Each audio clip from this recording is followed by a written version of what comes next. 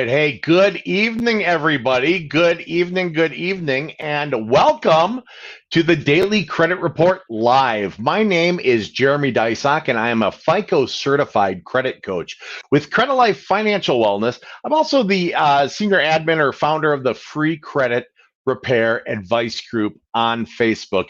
And this is something we do every single Monday night at 8 p.m. Eastern, 7 Central, 6 Mountain, and 5 p.m. Pacific time. We do a Facebook Live. This is a chance for you to ask questions and get answers about credit, all things credit related. So if you have a question about your own credit journey, if you've got a question about the best way to utilize cards, the best way to handle collections, the best way to deal with your own credit situations, go ahead and throw it down in the comments section. And what I want you to do is I want you to go ahead and grant my software, StreamYard, permission to use your name, because then when you do it, I can see the comments pop up and I can see who I'm talking to and I can address you instead of saying just Facebook user. All right, so while the room fills up a little bit, while we start getting some people in here, what I'd like to do is just give a little quick plug to all of the other coaches. So my night is Monday nights, and then we have Coach Chris on Tuesday nights. Coach Rick is on Wednesday nights, and Coach Mark is on Thursday nights. So this is every Monday through Thursday. It's at 8 p.m. Eastern, 7 Central, 6 Mountain, and 5 p.m. Pacific time in the Free Credit Repair Advice Group right here on Facebook. Also, if you are watching us live on YouTube, or if you're watching us in a rerun on Facebook or a rerun on YouTube, you guys, welcome to the program. But if you want to go to the YouTube channel, you maybe smash a like there, hit a subscribe. It's Credit TV, CREDI TV. That's CRE. Let's see if I got this here. CREDI TV is our YouTube. There we go. That's our YouTube link, Credit TV. And what you can see on there, you can see past episodes, different videos, different credit educational stuff. It's all free of charge, available to you on Credit TV. All right. So before I start up tonight's topic, which is going to be a big one, it is literally going to be A to Z, how to fix your credit. That's why I'm doing some of this murmur stall stuff to get the room filled up, so I only have to say all this stuff once. But if you would like to have me as your coach, that's actually a thing. You can have this bald, obnoxious guy as your own credit coach. If you'd like to have FICO certified credit coach Jeremy, myself, as your coach, go to the link that's scrolling across the bottom of the video, www.bookcoachjd.com, and book a discovery call. There's no cost for the call. It's to determine if you're a fit for Credilife, if Credilife is a fit for you. www.bookcoachjd.com. We'll talk about what's on your credit, your goals, put together a plan, steps, action items, and get services in place so you can achieve all the goals you've got. All right, so we're going to dive in tonight. A to Z, how to fix your credit. Nothing like taking a small bite of a topic for Monday evening. All right, so a lot of people come to me. A lot of people come to the Free Credit Repair Advice Group looking to do your own credit restoration. Maybe you can't afford a professional. Maybe you just want to try it on your own. You know, think maybe, hey, I'm going to give this thing a go. And there's absolutely nothing wrong with it. 73,000 people in this group will agree that the Free Credit Repair Advice is here for you to give this a go yourself. And it's not that we're wishing that you won't win and you won't succeed so you can hire us. I literally want every one of you to blow it out of the water. I want you guys to succeed all over the place.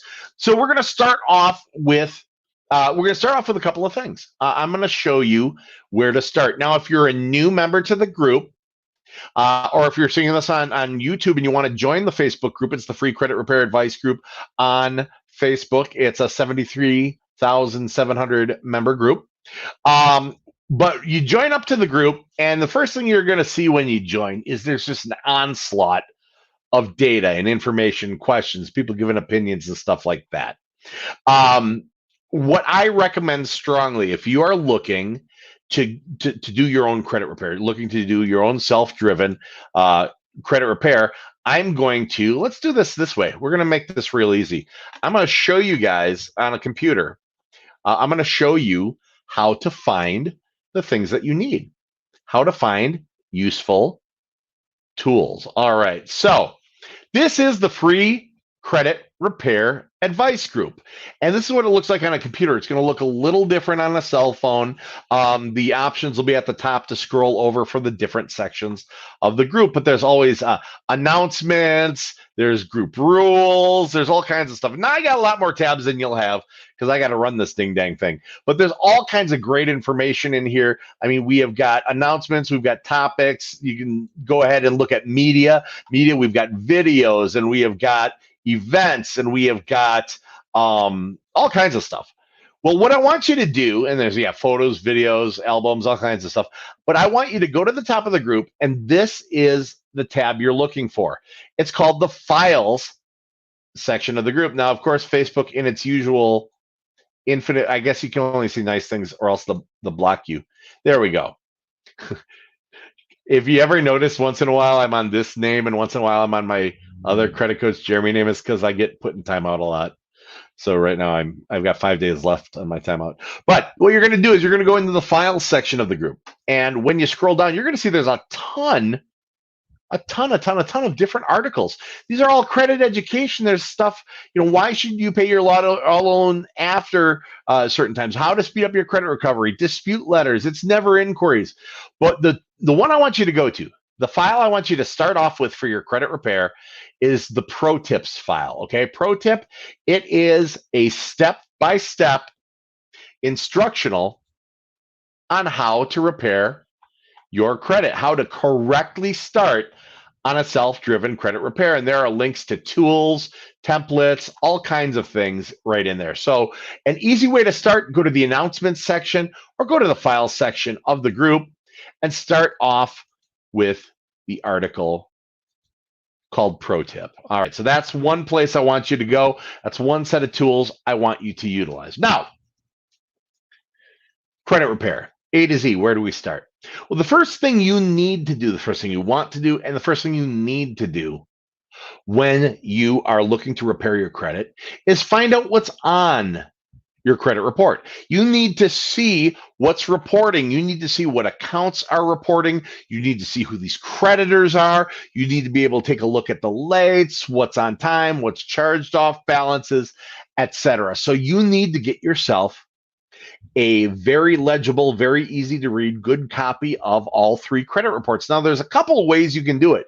You can go to Google and type in free annual credit report, and it will allow you to pull a credit report from each of the three bureaus, Equifax, Experian, and TransUnion, free of charge. Now, if you do this, I want you to download them, save them, and then I actually want you to go old school and print them out on paper, because when you're going through your credit report and trying to decide what you want to investigate, nothing is more valuable than the highlighter on paper pointing those things out to you. It does make it easier.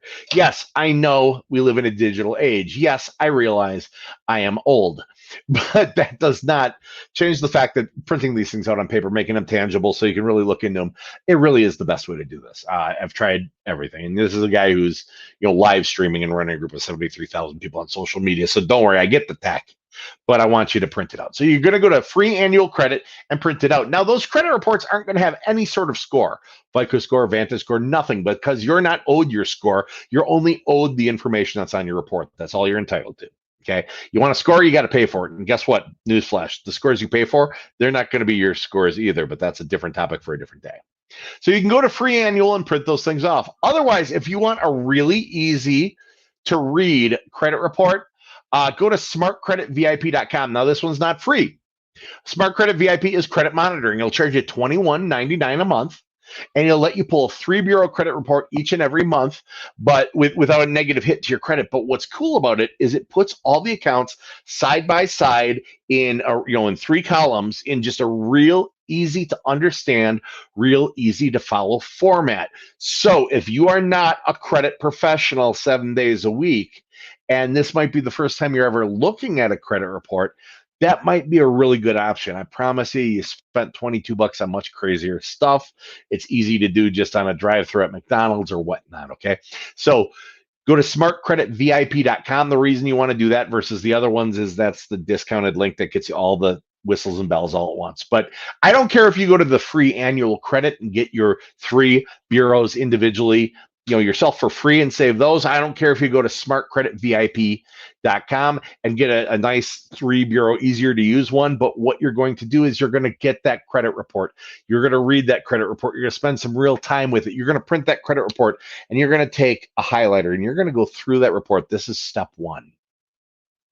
You're going to go through that report and you're going to look for everything that's wrong, everything that's bad, everything that's questionable, everything you don't understand, everything that is, just foreign to you. Maybe you don't recognize it.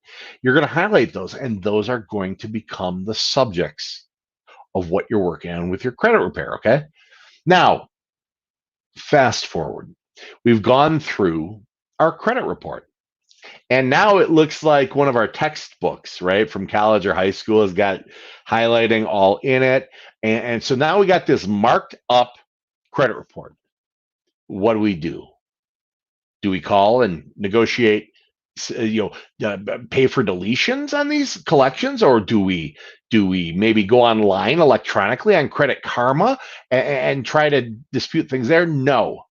The very first thing you do in any credit repair process is going to be the investigation step. You're going to investigate this data. So what we're doing is simply this. We're going to the credit bureaus and we're saying, hey guys, with all due respect, prove it. Prove it's mine, prove it's real, prove that's accurate, prove it's current, prove it. We're not disputing that this is yours, because most of the stuff, well, it's yours. That's why you're here. What we're doing is we're saying, hey, I'm not saying it's mine or not, but I'm saying I have a legal right under the FCRA, the Fair Credit Reporting Act. The Fair Credit Reporting Act allows me to go to you, credit bureaus, and say, if you can't prove it, you got to remove it. If you can't prove it, you got to remove it. It's like if the glove does not fit, you must acquit. If you can't prove it, you must remove it, right? And upon demand, if the credit bureaus are unable to verify and validate and document that everything on there is accurate and factual and current and correct and verifiable today, not back when it first happened, but today. If they fail to verify in very specific ways, or if they don't verify at all, or if what they verify with does not satisfy the specific nature of what you asked, then by law that information gets deleted from the credit profile. Poof, like it never happened. It does not mean the debt's gone. If you owe someone $1, you owe them $1, but it means their ability to report to the world's largest repository of unverified data, the credit bureaus, Equifax, Experian, TransUnion, these three private companies like Nike, Reebok, Adidas, these three private for-profit companies, they lose their ability to report to these companies, and that is extremely powerful because it puts you in the driver's seat for negotiations. You can negotiate better settlements. You can save money. There's lots of awesome opportunities that become available to you when you use the investigation process. Okay, Jeremy, so you mentioned Credit Karma. You said you don't do that. You mentioned you're not disputing it. How do I investigate the data on my credit report? Well, remember, you are in the free credit repair advice group on Facebook. And as you remember, there is a files section at the top of the free. If you're on your cell phone, you might have to scroll over, do like that. But there's a files section to the free credit repair advice group. And you're going to start out with a file called ProTip. ProTip is going to give you a link to letter templates. We have made these, created these, and provided these to you. These are not different than what are used professionally. These are not different than what we use professionally. These are literally, I'm giving you the farm. If you take a company like Lexington Law, all they do is letters, or some of these other ones, Credit Shield or FES or whatever, all these things, all they are is letter factories. Okay, the letter's not the entire magic of the credit repair. It's important. Don't get me wrong, that investigation is very important, but it's not all the magic. It's not all the magic to the point that I've given you the templates. Go to ProTip, click the link, get the templates, okay? They're available for you for free of charge, and they're professionally written templates. What you're going to do is you're going to go through your credit report. Remember everything we highlighted? You're going to add that into the templates. You're going to type this stuff up. You're not handwriting. You're not doing it in color ink on colored paper and handwriting because you heard somewhere as a tip it's going to kick it out. And a live person, that's all nonsense. There's a system called eOscar. When the bureaus get these things, it scans your letters and it can read handwriting. It can read colors. So type it. Make it easy for yourself. The only reason you wouldn't do that is because you don't have access to a computer. In that case, yeah, okay, do what you got to do. Write it, whatever. But you're going to take those templates, copy and paste it into a document. You're going to put your information in there. And the information, the parts you fill in are red, and the parts you don't are black. You leave that alone. I made it that easy for you. Credilife, who sponsors the group, made it that easy for you. We literally give the templates away. So you're going to use these templates, and you're going to mail them to each of the 3 credit bureaus, saying prove it or remove it on all of the things you highlighted on each of the credit reports. So you are going to go after all of it at once. Okay, so it's not one letter per item per bureau. I mean, that would be like, you have piles of this stuff. You don't need to do that. You're going to go after everything at once. There's no law stopping you. You got goals. You're not going to get there if you drag your feet. And I'm not a patient guy. If anyone's been around the group long enough to see that, you've probably realized I don't know why you should be patient when it comes to something as important your credit as your credit either. So we're going to get these things. We're going to make our letters. We're going to print them out. We're going to sign them. We're going to fold them. We're going to put them in an envelope. We're going to address them. Put a return address on there. Now we're going to include in these letters 3 forms of identification. We are going to include a photocopy of a driver's license or state ID. We are going to include a photocopy of our social security card. If we do not have our social security card, then use the front page of your tax form from the last year you filed. And we're going to include a photocopy of a utility bill, a bank statement, or a voided check, something that confirms your address. The driver's license is going to prove you're you, and they'll be able to compare the signature on the license to the signature on the letter. The social security number is going to validate that your social is yours. So if they have anything under any other number, it's not correct. And that utility bill will prove, or that voided check will prove your address that you live at, and it will show them that it's safe to send you result letters. Otherwise, you're not getting them. So you include those 3 forms of ID and your letter in the envelope, and you write, hey, Equifax on the front of it and their address, stuff like that. You are then going to put a regular stamp on it. Well, how do I know they got there? They got there. Well, if I sent it certified, I want to send it certified. I heard you send it certified, so you'll have proof. Okay, you're sending these to post office boxes. The post office boxes are not jumping up, becoming sentient, coming to life, and signing their names. It's not going to happen. And if it does, I'm going to run screaming into my bug out place in the desert, because I think that's Terminator. So you're just going to use a regular stamp. If you want to spend an extra $6 on certified, use a regular stamp, then take another stamp, put the $6 in there, and mail it to me. Pizza money. Okay, seriously, just use a stamp. 1 Equifax, 1 Experian, 1 TransUnion. Now, you mail these off to the bureaus. The bureaus receive these letters with your ID, 3 forms of ID in it, your letter going over saying prove it to everything that's on there. The bureaus receive the letters, and they legally have 5 business days to notify all the creditors in question that they must provide verification, validation, documentation to the bureaus that everything on there that you questioned is 100% accurate and factual and current and verifiable today, not back when it happened, but today. Now, the creditors themselves could be T-Mobile, could be Capital One, could be a Midland Collection, whomever. The creditors themselves legally have 30 calendar days to respond back to the credit bureaus, back to Equifax, back to Experian, back to TransUnion, with all the verification, validation, and documentation that everything's accurate and factual and current, correct, and verifiable today, not back when it was reported, but today. Prove it or remove it, right? If the creditors fail to respond back with verification in 30 days or less, if they fail to respond at all, or if what they respond with doesn't satisfy the specific nature of what you asked, then by law, that information is permanently deleted, gone permanently from the credit report. Again, it does not mean the debt's gone. If you owe money, you owe money. But their ability to report that debt to the world's largest repository of unverified data, the credit bureaus, they lose that. Now, the bureaus are going to make their changes and determinations, and within about 7 to 10 business days, the bureaus will mail you back result letters. And you're going to get three: one Equifax, one Experian, one TransUnion. So they didn't separate them. Doesn't look like you just got a fan club or anything like that. These things are going to come in very blank-looking window envelopes with just PO boxes as the return address, and they look like junk mail. They're not junk mail. They're very important mail. You got no idea what's in them, so you must watch your mail and you must open those things because they're going to tell you what happened, what's been deleted, and help direct you on what things to ask next. Now, this is not a one and done thing. One round of investigations, then you settle it. No, you didn't get in credit trouble overnight. You're not getting out of it overnight. It's a process. It may take 2, 3, 4, 5 letters.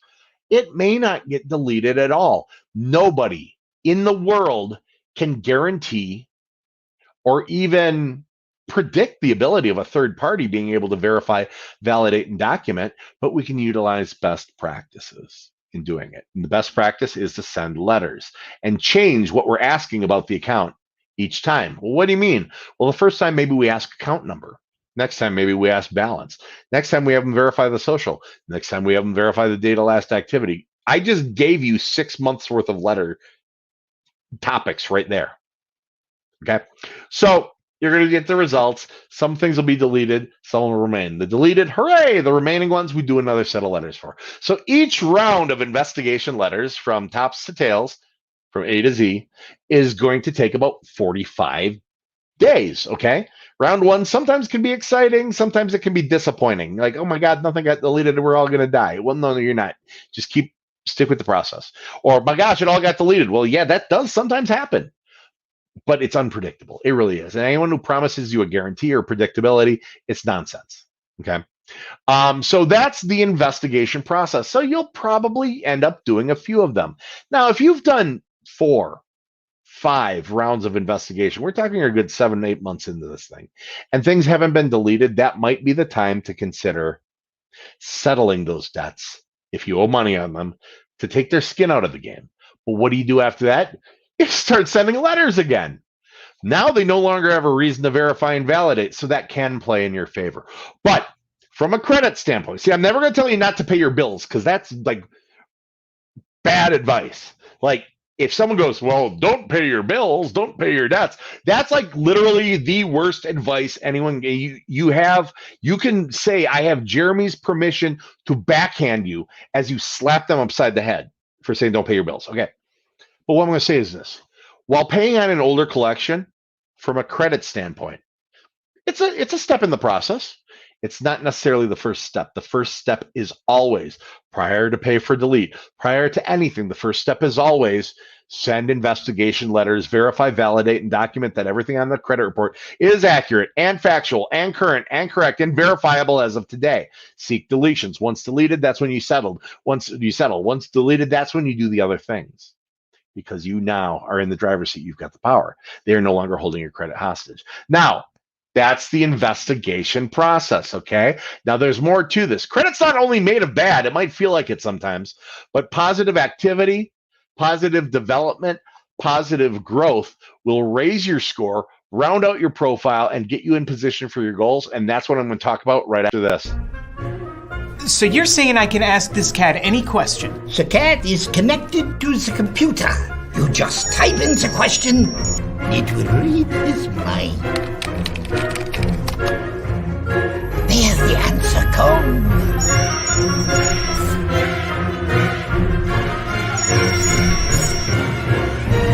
You're the man! I've been looking for this for weeks.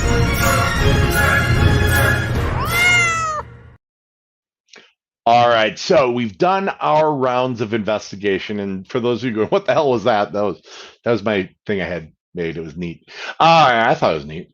Anyway, we've done our rounds of investigations. We're seeking the elimination of the negatives. Now, next, we want to add positives. So we've done polling. 95% of the people in the free credit repair advice group are here because they are looking to purchase a home or be in position to qualify for real estate. That's a lot of you guys. So like the 5% who aren't, bear with me, you need good credit too. But the 95% who are, I'm going to give you credit building recommendations based on the minimum requirements for a mortgage according to mortgage underwriting, traditional mortgage underwriting. Okay. So when you go for a home loan, when you go for a mortgage, which is typically the largest thing somebody goes for when it comes to credit, the mortgage underwriter, the person who holds the keys to the kingdom, they're the ones who are deciding if you're getting money or not. They have a set of underwriting guidelines that they must adhere to. Now, there are different loan types. There's Fannie Mae, there's Freddie Mac, there's FHA, there's VA, there's USDA, there's all kinds of different loans. Now, all those ones I just mentioned are federally backed loans. Okay, they've got federal underwriting guidelines.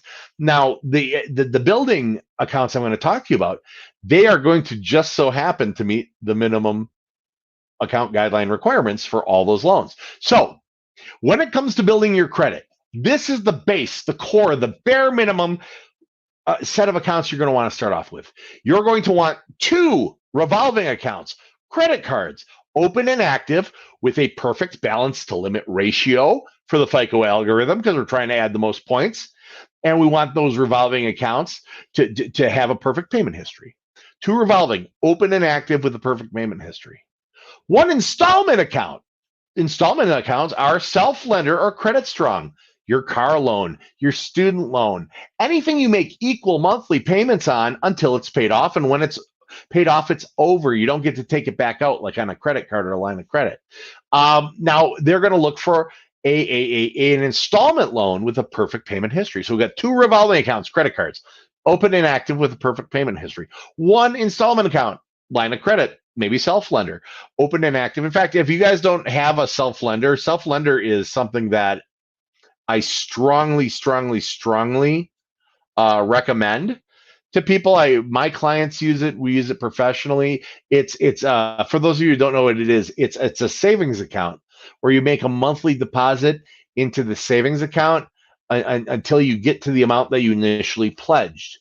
And once that's done, they give you the money back. But because you made installment payments on a bank obligation, the amount you pledged, you get reported to Equifax and Experian and TransUnion as installment payments on a bank obligation, rounding out your profile, building your score while you're tucking money away for a rainy day. It's a great thing.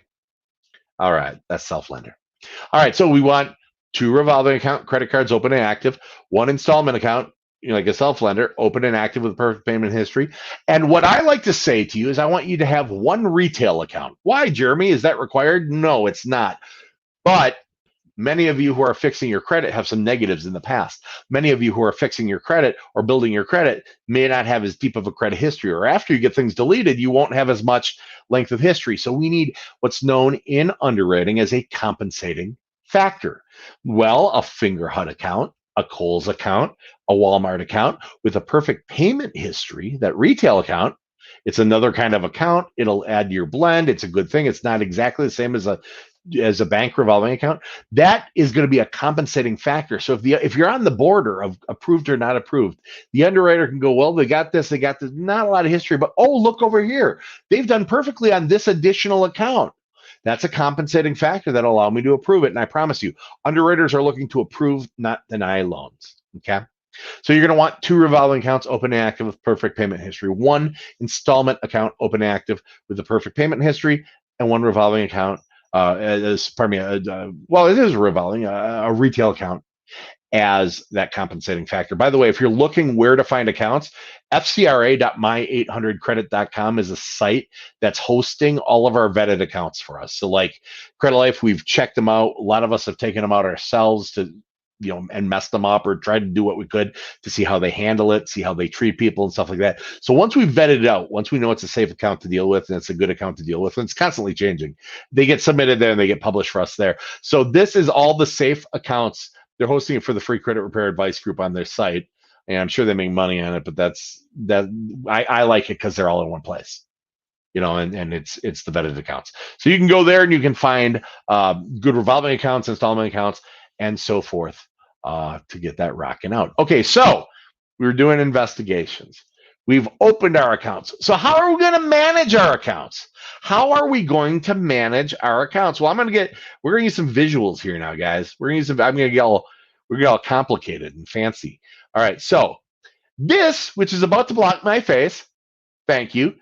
This is what's known as the FICO Wheel. It's kind of a rough draft of what makes up a FICO score. Now, 35% of your entire FICO score, let's see how many see there, that 35% of your FICO score, it's payment history. Did you pay on time? Did you pay at all? It's your payment history. It's the most value in the score because it's really the most important thing. They want to know. All credit is a history, your history of and willingness to repay in a timely fashion on lent money. So 35 is payment history. Now I'll go up here, 30%. By the way, if you've been here all day today, you saw the argument. 30% is amount of debt. Okay, that is balance to limit ratio on credit cards, revolving accounts specifically. That is the balance to limit ratio. How much you owe versus your credit limit. And within the FICO algorithm, there is a best practice within the FICO algorithm, which is a math formula. So it's not open to negotiation. You can't go to your math teacher and go, you know, teacher, I kind of feel that 2 plus 2 is 11. I mean, I tried that and it worked for me. Your math teacher, well, besides, they're going to set you back a year in school probably because they're going to be like, that or you're getting a drug test because 2 and 2 is not 11. It's not. I don't care if you think it's 11. I don't care if your aunt did 2 and 2 and somehow you think it came to 11. I don't care if your realtor told you 2 and 2 was 11. It's not 11. The FICO algorithm's a math formula. That's why I get so stressed out and have an aneurysm all the time. So the perfect zone, the perfect region, the perfect utilization within the FICO algorithm, and there is one specific, it's also comically small. So the perfect utilization is between 1 and 3%. 1% and 3% of the limit. So I'm going to use a $300 limit credit card as our example. What's 1% of $300? $3. What's 3% of $300? $9. So 1% is $3, 3% is $9. That means you can have a monthly spend, a monthly trended average daily balance, which is used in FICO, and a monthly payment of between 1 and 3%, or $3 to $9. Any more you broke it, any less you broke it. Any less you broke it because less than 1% is not considered activity, and you need activity to generate points within the FICO algorithm. Make sense? Makes sense. So you have to spend at least 1% a month to keep that sucker reporting actively as activity on the account. Because remember, your credit report is simply a history of your willingness and ability to repay in a timely fashion on lent money. And if you're not using the card, you're not borrowing money. And so you're not showing a history and willingness to repay in a timely fashion on lent money. So you have to use at least 1%. More than 3%, you broke it because you, A, didn't listen to a FICO certified credit coach who goes nuts telling people this every day. But there's more. More than 3%, and you're outside the zone, the region within the FICO, the specific zone. Well, yeah, I can go to 10. It'll be no. He said 1 to 3. Well, 30 is fine. No, he said 1 to 3. 1 to 3%. That's the perfect region, the perfect zone. That'll give you the most points added to your score within the FICO algorithm. But I did 30%. My score went up. It could have gone up more. You did it wrong. Well, I charged whatever I wanted, but then I paid it down by the billing cycle. No, they used trended average daily balance. You could have had more points. You did it wrong. I'm not trying to be mean. I'm not trying to be vicious, but God dang it, dear diary, today everybody did it wrong, right?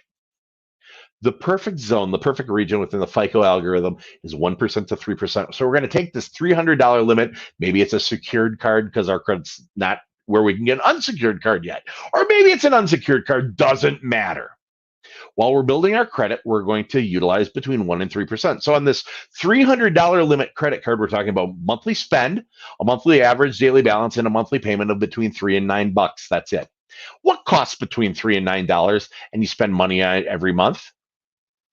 Name some stuff. Guys, we have a comment section for a reason. Hop on in there. I want you to name some things that you might buy on a month-to-month basis that cost between $3 and $9.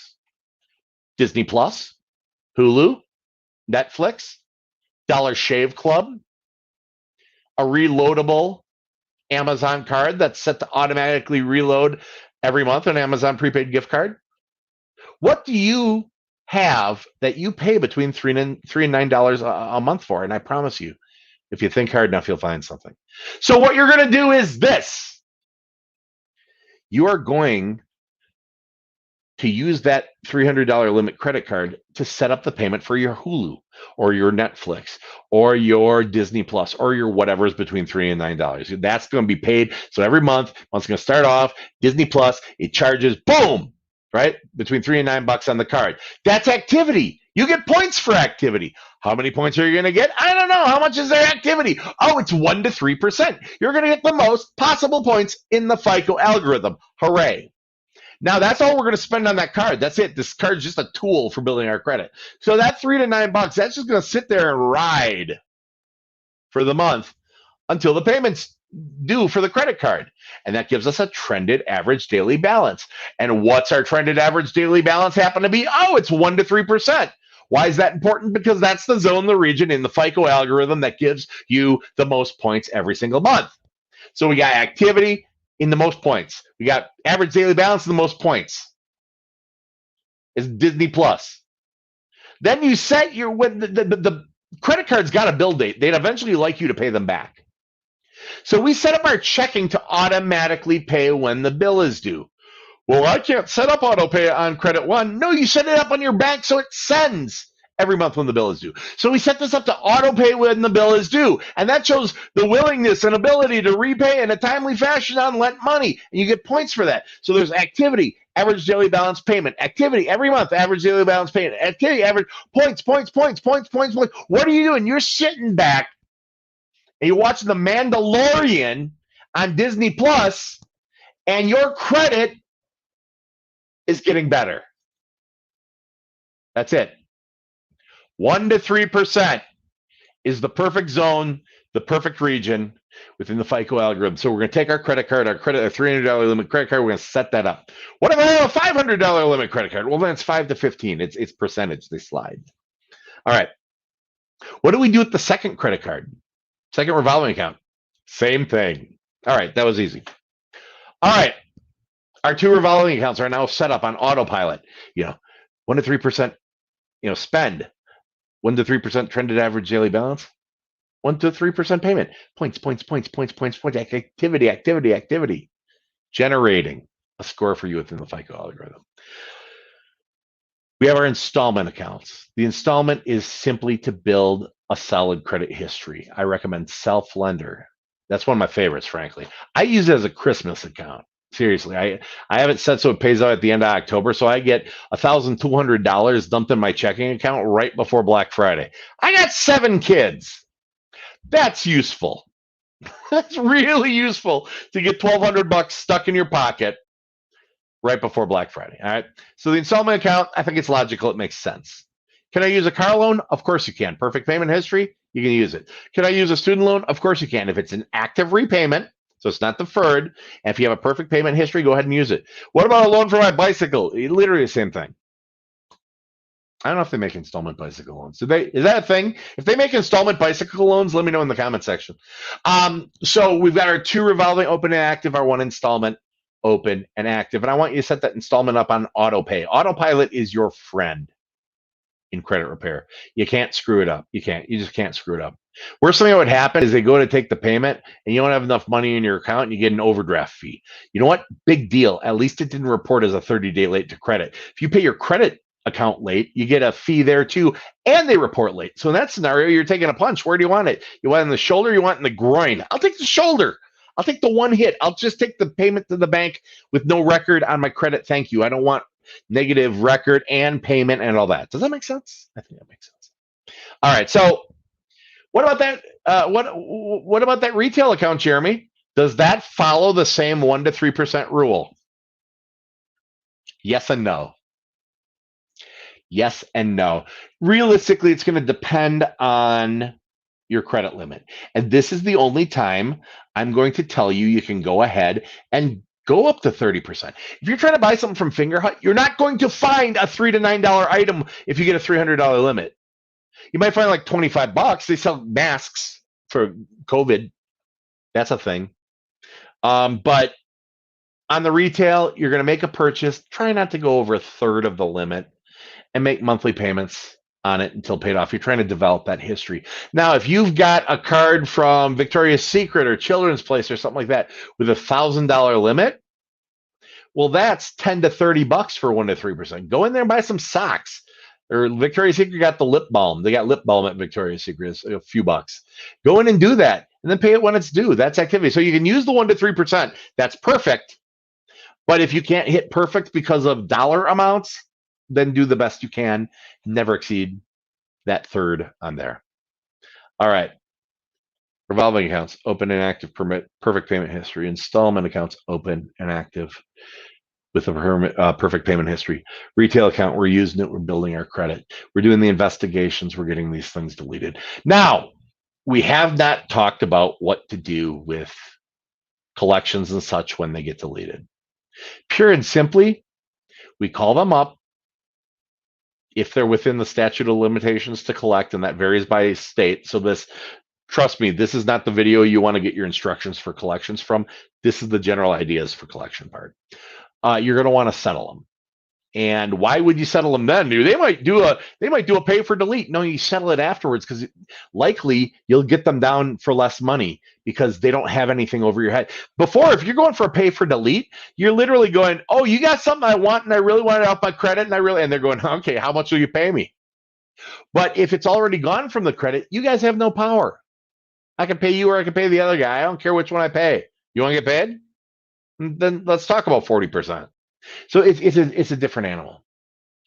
2 revolving, 1 installment, perfect payment history, and then we just keep doing our thing. We maintain this each and every month. We do our investigation letters to the bureaus. We use the templates.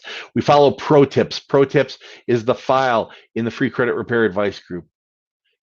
We watch the videos Monday through Thursday at 8 Eastern, 7 Central, 6 Mountain, 5 Pacific. Monday, it's Jeremy. Tuesday, it's Chris. Wednesday, it's Rick. Thursday, it's Mark. The FICO certified credit coaches, the licensed bonded credit coaches of the A+ rated Better Business Bureau, Credilife, giving you this information for free because we legitimately want you to be in better shape with your credit. No doubt everyone can afford credit repair through a pro, and that's fine. That's no reason you shouldn't have the tools and good advice and get rid of some misinformation.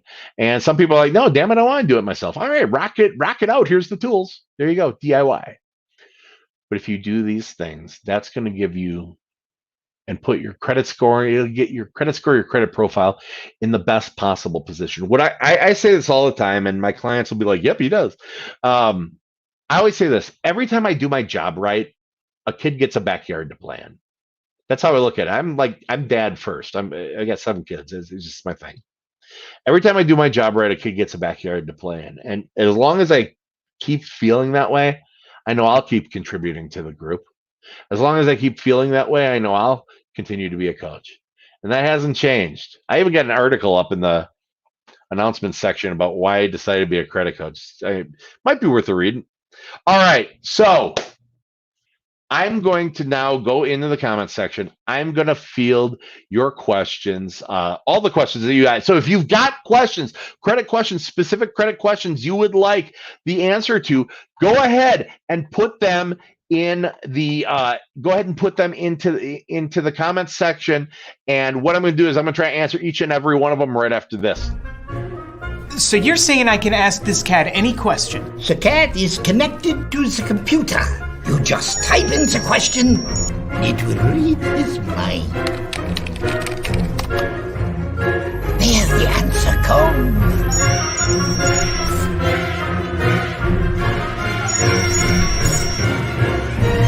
You're the man! I've been looking for this for weeks.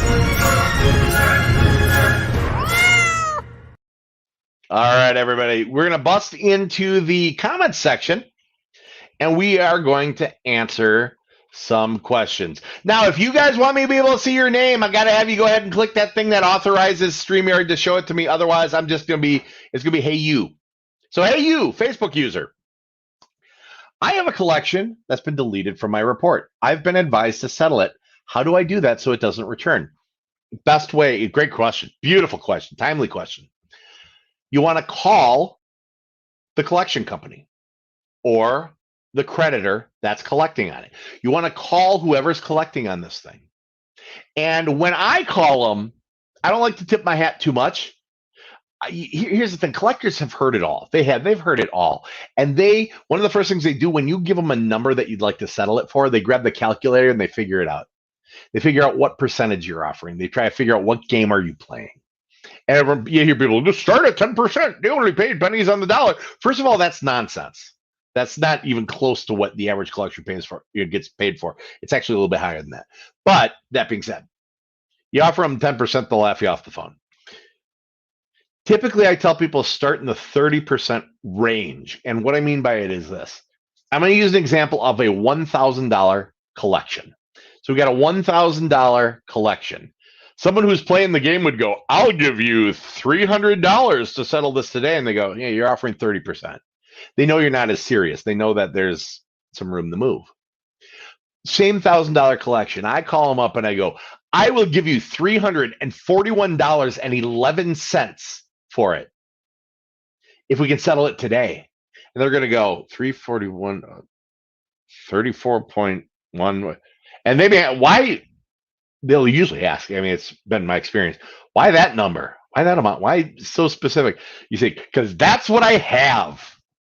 I've got this. I got a couple collections. I want to settle one of them. It's going to be you, or maybe I got one over at Midland too. I'm going to give them. I don't care who gets it, as long as I take care of one of these today. It's what's left over. I paid my other debts. It's what's left over from my stimulus. I give you $341.11. I can do that right now. Frequently, they'll bite, or they'll counter you to usually a little bit more reasonable number. But if you go, hey, what would you take on this? They're going to go, we can take 15% off. And wow, that's great. No, go ahead and do it like that. And if you don't get the answer you like, it's okay not to do it. You go, okay, I'm going to have to, I'm going to have to see if I can come up with that number. I'll call you back. If they go, oh, we can't take less than $800. All right, I'm going to see if I can come up with that number and I'll call you back. And what you do is you call back at a different time of the day. If you called Monday morning, you call Friday evening, right? Hopefully you're getting a hungrier collection agent who wants to make a commission. But go at them with something in the just above 30 range. That's an oddball percentage. You're going to find it works a lot better. Great question. Great question. All right, next question. How to remove inquiries. Okay, I'm going to give you the lowdown on inquiries. Credit inquiries. They hit your score for between 5 and 15 points each. They stay on your credit report visually for 2 years. They only impact your score for 1 year. Now, within credit inquiries, there are 3 varieties of inquiries that allow you a shopping window. It's specifically called anti-duo duping. Not something you're ever going to need to know. Just think of it as a shopping window. So you are allowed unlimited mortgage or unlimited automotive or unlimited student loan inquiries within a 30-day period. After the 30-day window is up, it will only count as one Equifax, one Experian, one TransUnion inquiry. So it doesn't hit you like you think it might be. Now, yeah, they're visually still there. But I've got an article I want you to hit up in the files section of the group called It's Never Inquiries. And it'll explain a little bit my philosophy and our philosophy on where your time is best spent, where your efforts are best spent, and what's going to have the most permanent long-term impact on your credit score. And you're going to learn why it really is never inquiries that you're being denied over. Great question. What are the fees to start with Credilife? Rick actually put it for the VIP program. Yeah, I have a written thing I like to read. I'm going to be all cheesy and read this. All right. For the Credilife VIP program, there's an onboarding fee of $299 for a single person and $399 for a couple. The onboarding fee, it can be split into 2 half payments over a couple of weeks to line up the payroll. Over the first 3 weeks after we've started work. Here's the deal. We bill in arrears. We bill after we've done some work. So like if you enrolled tonight, I can't bill you till I think like Friday, because the way I operate and the way Credilife operates and the way the industry all should operate is that we got to do some work before we get paid. So there's onboarding. It covers your audit. It covers your credit builder blueprint, which is a 32-page custom tailored ebook that's made for you. It covers getting you into the money mastery program, which is all about budgeting and financial wellness. It pays for your online dashboard. And I know I'm forgetting a bunch of stuff. But for an individual, it's $299. Big price break for a couple, $399. You don't have to be married, related, spouses. I mean, you can be friends, brother, sister, whatever. I don't care. And then there's a monthly fee. The monthly fee for Credilife, it's $135 for an individual or $230 for a couple. So we got a price break there too. It is billed month to month. It's billed in arrears. So one thing to remember, when you're done with the program, you still got one bill left. So don't let that surprise you. But it's billed in arrears after basically after a month of work has taken place. And so the monthly fee includes ongoing coaching, client support, ongoing investigations, the money mastery budgeting, financial wellness program. And again, I'm sure I'm forgetting a bunch of stuff. It's a month-to-month program, but we do go after everything simultaneously. There is no law stopping us. You got goals. You're not going to get there if we drag our feet. And I'm not a patient guy. You shouldn't be either. But instead, we try to get you done as fast, positively, cost effectively as possible, because I want for the rest of your life, if you hear the word credit, I want your ears to perk up. I want you to stop. I don't care if you're at Denny's eating Grand Slam breakfast. I want you to stop there, the person next to you, they eating at their Grand Slam, and say, "Hey, I heard you say credit. Literally, you got to talk to these guys. They got me in my house, or they changed my life." That's it. We change lives, man. And like I said, every time I do my job right, kid gets a backyard to play in, and that's huge. They get their own bedroom that they can decorate however they want, and they know where their friends will be next year, and they can be in the same school. If you would like to book a credit discovery call consultation, really to see what it's going to take to get ready, just go to www.bookcoachjd.com, scrolling across the bottom, and we'll set that up. There's no cost for it, and it's to find out if Credilife's a fit for you and you're a fit for Credilife. Great question. All right, so next question I got is, all right, how would I work through a repo from 2017? My husband's got one. They took the car, and there's a $12K balance left. Should I pay it fully off? That's a phenomenal question. Without knowing a little bit more specifics, it's tough to give you a definitive answer, okay? So there are statute of limitations guidelines in different states. I've seen states that have 2 years for collection of debt. I've seen states that have 6. So depending on where you live, the statute for collection will be a little bit different, but that starts at the date of first delinquency. So not the date they popped the car, but the date that it went bad, the date the loan went bad. And that's when the clock starts. So there may be a situation where you don't have to pay it off because it's outside the statute for them to act on. Now, that being said, every step, how do you work through it? Every step starts with the investigation process. You want to send verification, validation letters. Ideally, you want this deleted from his credit so that you can come back, and if you do have to pay it, you can set up a payment plan and it won't give new activity to a negative account, or what was I saying? New activity negative account, or you settle it in full, or whatever you have to do. But it gives you the options. It puts the power into your hands. If you want to put a post in the FCRA, mention your state. I mean, I'm not an attorney, so I can't give you like legal advice on it, but we can Google statute of limitations debt for your state, and that'll give us an idea of what we'll have to do, what would have to be done for you after a deletion takes place through the investigation process. Good question. Rick gave us some under $9 or $10 items. We got Netflix, Hulu, Raw Spice Bar, Harry's Shave Club. Yeah, I get those too. Say it with a sock. Loot undies. Are you telling me to loot undies, or is that a thing? Because I haven't done that since college. But yeah, there's all kinds of cool stuff. Yeah, subscription boxes. There's all kinds of stuff. Why he's putting that up there is I asked for examples of what's between 1% and 3% we could put on that credit card for the 1 to 3% thing. Oh, Jesse, it's from New Mexico. Well, let's do this in real time. New Mexico statute of limitations on debt. We're about to learn. In New Mexico, the statute of limitations for open accounts is 4 years, while the statute of limitations for written contracts is 6 years. In New Mexico, if a creditor can provide a signed credit card agreement, then the 6 year goes. So for you, yeah, you would have signed, or your husband would signed a lease or signed a contract for financing the vehicle. So it would be 6 years according to that since the date of last activity. Now, since we're within that, you're going to want to start off with the investigation process, seek deletion, and then work out a deal afterwards. I've seen some really good deals on what are called deficiency balances, which is how much is left over after a car is repossessed. The fees are lopped in there, and then it's sold at auction. The leftover is called deficiency balance. I've seen some amazing deals coming down the pipe lately on deficiency balances because it's tax return time, coupled with there have been a few stimulus checks. So keep your eyes open. Check out all the mail that's coming to you, but start with that investigation process always. All right. When would be the best time to ask for credit increases on credit cards? 3. No, p.m. Central. No, the best time, typically there's a rule of thumb. Rule of thumb is 6 months that credit card companies generally review it on their own in 3-month increments, and they consider increases at 6 months. Now, if you've had some majestic stuff happen, you can call them and do it, but do know this, it may cause a hard inquiry because they're going to wonder what changed and they're going to want to look into it. But rule of thumb is 6 months. Your mileage may vary because companies have different tolerances for risk. I mean, you get something like finger out if you're paying on time, they might do it every month for 6 months. I mean, it's real strange.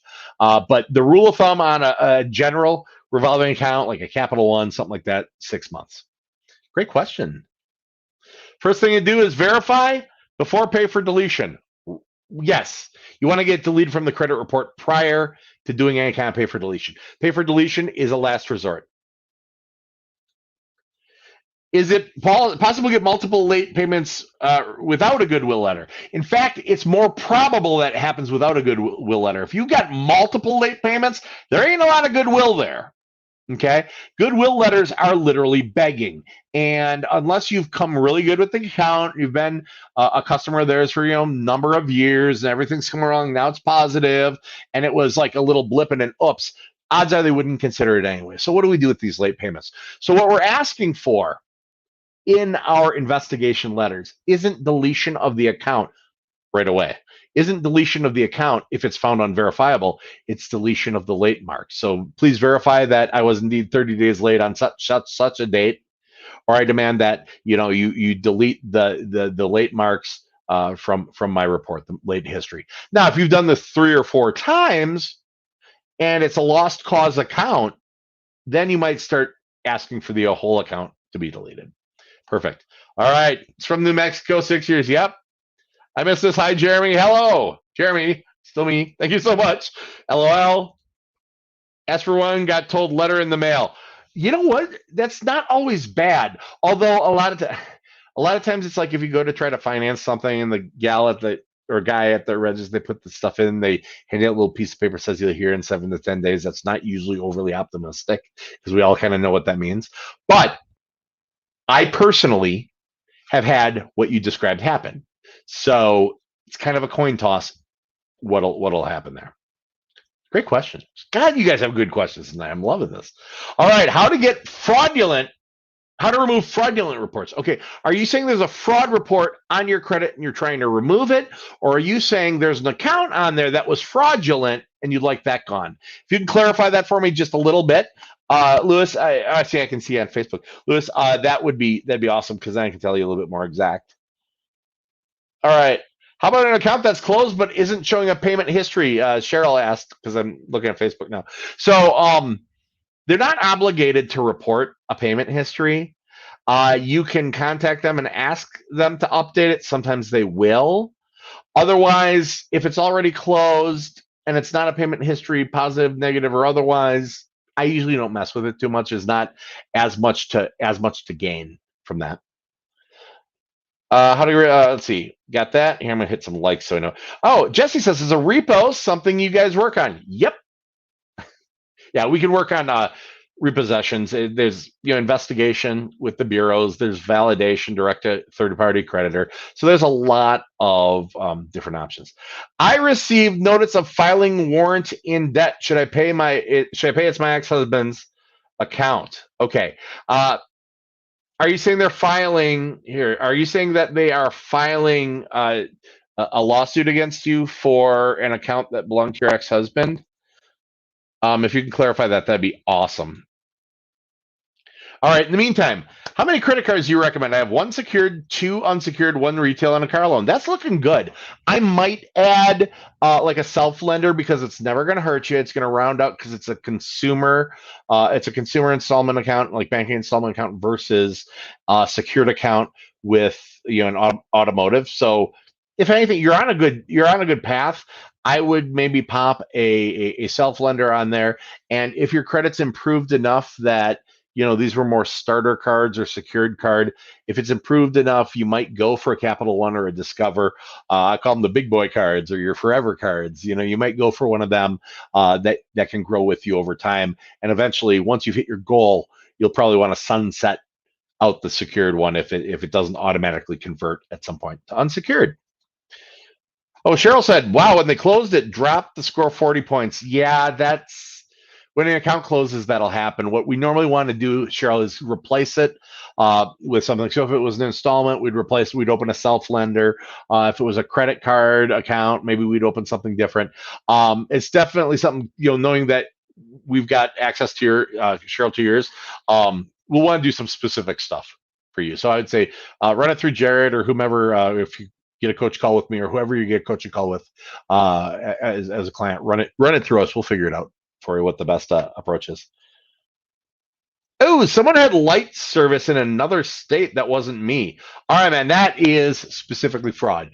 What you typically want to do, now you might get laughed out of the place, but what you might want to do, ideally you file a police report. And I promise you, the cop is not going to want to take that report because it's paperwork and is busy, and it's like they're going to think it's not important. For you, it's important. You're trying to get this negative thing off your credit. So ideally, you're going to file a police report about the debt because it was fraud. Then, with the police report in hand, or without it, if you can't for some reason do it, like you don't want to do it because it's dad or mom or something, you want to file an FTC, Federal Trade Commission fraud affidavit. An FTC fraud affidavit. I think we do have it through the tools that you can get to through ProTips. If not, we can get our hands on one and put it up, or you just Google. It's a standard form, FTC fraud affidavit. So then you'd send the FTC fraud affidavit, copy of the police report, and you'd send in a letter to the credit bureau saying, this wasn't mine, it was fraudulent. Here's the police report. Here's the FTC fraud affidavit. Or if you don't have a police report, here's the FTC fraud affidavit. I demand it be deleted from my credit profile. And that's how you do that. All right, see what else we got. All right, that was good. We got stuff. Someone late service. I co-signed for the daughter's furniture. Okay, I'm getting lost on. See, this is why I want you guys to click that thing so I can see your names and when I put it up. All right, there it is. FTC fraud affidavit. Thank you, Rick. I'm going to put this. This is going to be kind of weird because I'm going to actually be putting this in my own ear here. Hold on, let's see how this works. Hopefully, I'm not creating a feedback loop. But what I'm looking to do is make sure that I answer all your questions. All right. He said, yes. Co-sign for the daughter's furniture. Okay, if you're getting sued for co-signing for the daughter's furniture, you co-signed, and so it's equally your responsibility. It kind of is what it is. You can pay it and take her to small claims court to pay you back, but normally most people don't want to do that with their daughter. I'm not judging or even asking what the relationship is, because when you get into family relationships, everything gets weird. I have a hard enough time at holidays. So, but yeah, what you would want to do is you want to investigate it, verify, validate, but you're going to want to address the court thing because it is very serious, Nikki. I mean, they can get a judgment against you, and that sucks. Then Nicole Grant says, or Granat says, pardon my bad. I received a summons for a credit card that's in collection. Should I pay it off, or is it better to see what the court says? Pay it. Settle it right now. Are you willing to risk a judgment? If you're willing to risk a judgment, go for it. If you go in there and you guys all agree you owe it, that's going to end up in a judgment. And again, you get the judgment. I say settle it.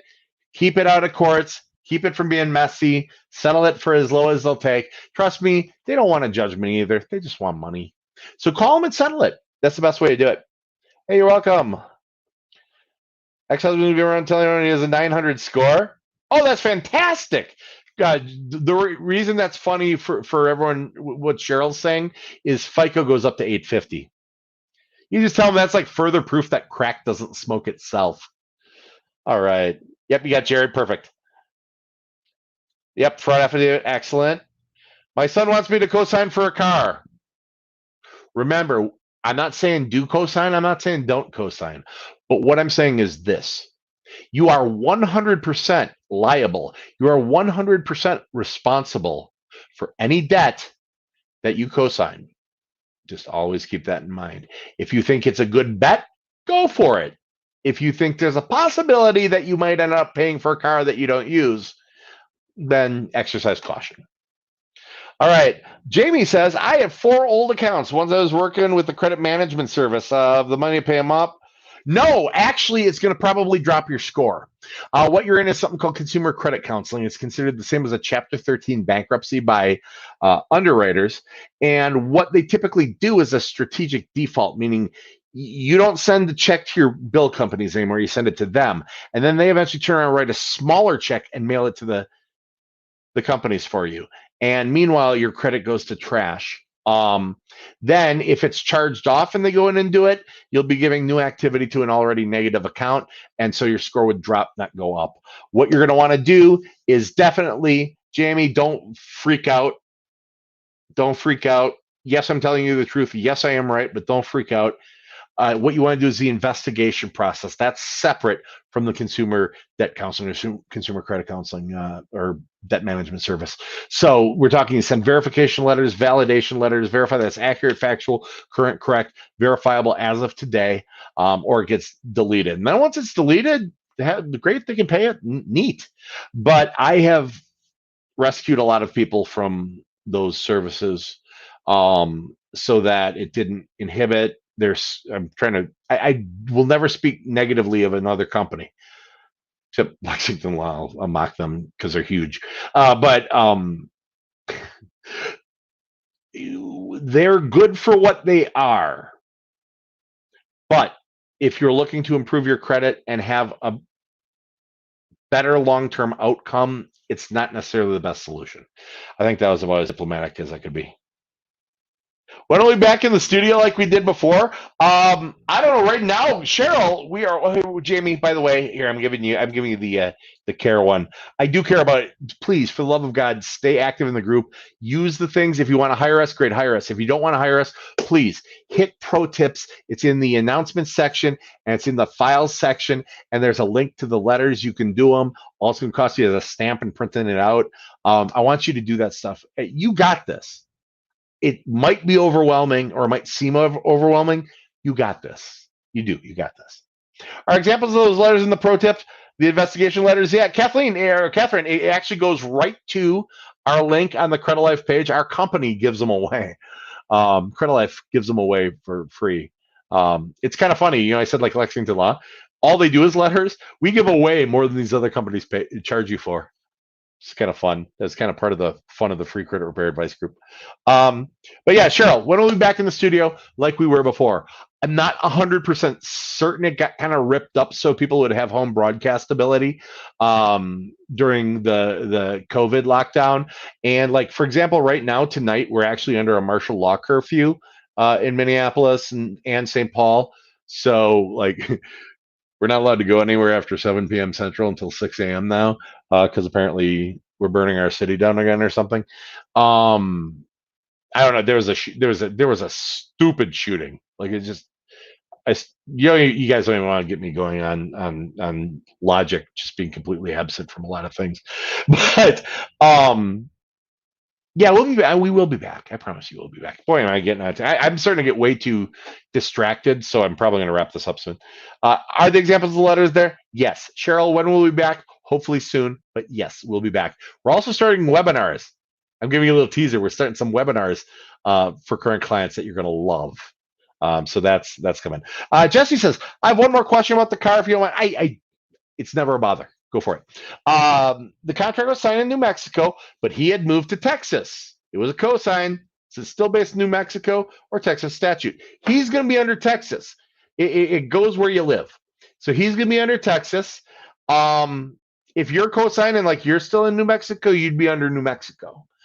So it's you kind of play the ball where it lies. It's where's the person at? That's because if they want to take you to court, they got to take you to court where you live because they can't just arbitrate. It's like I'll sue you in England. Well, man, to make you fly to England, that's just not going to be a thing. So you play it where it lies. They have to use the local jurisdiction. Again, I'm not an attorney. Get your own legal advice, yada yada. But they have to use their own jurisdiction, the local jurisdiction, to actually do anything to you. So it's got to happen. For him, it would be in Texas. Select the investigation option. Yeah. Is 610 credit good? No. You want to be 680 and up at the bare minimum. 740 and up is comfortable. That being said, it's not horrible. It's just you need development. You just need some growth, Teresa. You need to, we need to do some things. Raise that score. Go back with what I said. Make sure we got 2 revolving accounts open and active. If you've got higher balances on credit cards, pay them down. Remember the magic number is between 1% and 3% of the limit. That'll give you the most points. If you've got negatives on the credit report, go back to investigation letters. If you missed it here, just replay the video when we're done. I told you how to do it. You'll rock this out. You'll rock this out. And once we let Jeremy out quarantine and curfew, I had my second COVID shot. Not last Friday. Oh my God, am I supposed to be immune this Friday? I think I'm immune or theoretically immune this Friday. And then, by the way, y'all join me for sure on in May, on the second Monday of May. That'd be the 10th. I'm going to be doing my Facebook Live here, but I'm going to be doing it from probably from the Bellagio in I'm doing it from Las Vegas either way. I'll probably be doing it at Bellagio, so that'll be kind of a fun one. It'll be a different background. You won't have the murder bar anymore. You'll have the maybe the fountains. All right. Yeah, it's a mess up here, Cheryl. With that, it's people need to start being nice to each other and actually caring about each other. 2 revolving credits open. Okay, yeah, I would add, Teresa, I would add to that an installment account. Something like a self-lender would be outstanding, and a retail account wouldn't hurt. Like a Finger Hut, something like that. Something easy. You go on there, make a purchase. They have masks. Talking about quarantine, right? They have masks. They've got all kinds of stuff that don't have to be terribly expensive. You just want to get it, make some payments on it until it's paid off, and it's going to work on raising your score. Catherine says, should you wait until you resolve collection accounts before you attempt? No. The one thing, Catherine, yeah. So yeah, I like that question. I'm going to add this. Okay. Catherine asks, should you wait until you resolve collection accounts before you attempt to open other accounts to have a good credit mix? I'm going to go back to what I showed you guys earlier. I love. God, you got great questions, you guys. This is awesome. I love doing the lives. This is my favorite part, getting to interact with everyone. Okay, so I'm going to go back to the thing that blocked my face. Some people consider this an improvement. Some don't. But I'm going to take your question down real quick. Here, hold on. Whoop. I got so many blinky, shiny things I can do here. All right, so if we look at the FICO wheel, again, I'm going to go. So we got 35% payment history. 30% is amount of debt. Balance limit ratio. So now we're going to go over. Damn it, I can't get my left and right correct. There we go. Dang, almost had it. There. It's turned around. It's so counterintuitive. Okay, 15% of our entire FICO score is time. It's length of credit history. So the longer these things are open, the better off you're going to be. That's the one thing we can't affect. We can affect everything else. We can affect payment history. We pay on time. We do investigations, get rid of negatives. We can affect the balance to limit ratio on our cards. We can affect new credit, how many new accounts we open in a short period of time. We can affect the credit mix. What's a credit mix? Well, revolving accounts, installment accounts, retail accounts. One kind's good, two types is better. But the one thing we can't impact is time. So I'm going to always tell you this. Do it sooner rather than later, be it opening positive accounts, be it investigations. Do it sooner rather than later. The one thing we can't control is time. We can control everything else. So get them done soon. Great question. Oh, you're welcome, Jesse. All right, you guys, what I'm going to do is I'm going to wrap up things just a little bit here. Again, in a nutshell, easy place to find the information for a DIY self-driven credit repair. Go to the files section of the free credit repair advice group on Facebook and go to ProTips. It's going to be a step-by-step set of instructions with links to tools and things you need to get your score and profile in position for your goals. We're going to hit Juan before we're out of here. Juan asks, hello, I'm in the market for a used car. Should I go to my credit union for a car loan to get a lower monthly and interest payment? Okay, I'm going to say this. You've got a 30-day shopping window that you're allowed unlimited inquiries within. I say go to the dealership, go to the credit union and the dealership and pit them against each other. You want the best deal, so get it. You're allowed unlimited inquiries, anti-duo duping, unlimited inquiries within a 30-day period of time. Okay, after that 30 days is up, it only counts as one Equifax, one Experian, one TransUnion. So go out there, man, get the best freaking deal, be a shark. I want to see you with a nice low payment, good interest rate. Catherine says, what would you need to have your score at a certain number to guarantee approval? Man, there is never guaranteed approval, Catherine. Underwriting guidelines, all these things, they're going to have all these caveats. So you can have a really high score, but your profile will get you disqualified. That's why I said the 2 revolving 1 installment and the retail compensating factor. We want to try to develop at least a 24-month history, because that profile is just as important in real lending as the score is. All right, you guys, once again, join me every Monday night at 8 p.m. Eastern, 7 Central, 6 Mountain, and 5 p.m. Pacific time, right here in the Free Credit Repair Advice Group on Facebook and right here on YouTube on our channel, Credit TV. And if you haven't subscribed, and hit a like on our YouTube channel. Hit it, hit it, hit it, hit it. Once again, I'm Jeremy Deysach. If you'd like to have me as your coach, book a consultation. Go to www.bookcoachjd.com and pick a day, an evening, or a weekend that works for you. We'll talk about your credit, talk about your goals, and put together a plan and steps and action items to get your score and profile in position for those goals. www.bookcoachjd.com. Everyone stay safe, stay healthy. I'll see you in the group. So you're saying I can ask this cat any question? The cat is connected to the computer.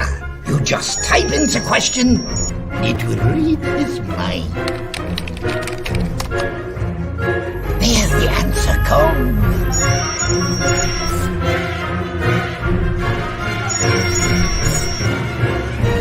You're the man! I've been looking for this for weeks. Today, everything is impacted by credit, so it's absolutely vital to understand how credit works in order to achieve financial freedom. This is why we started Credilife, so that we can empower others to shift their money mindset and access better investment and credit opportunities. We want to maximize your buying power and allow you to take control of your financial future.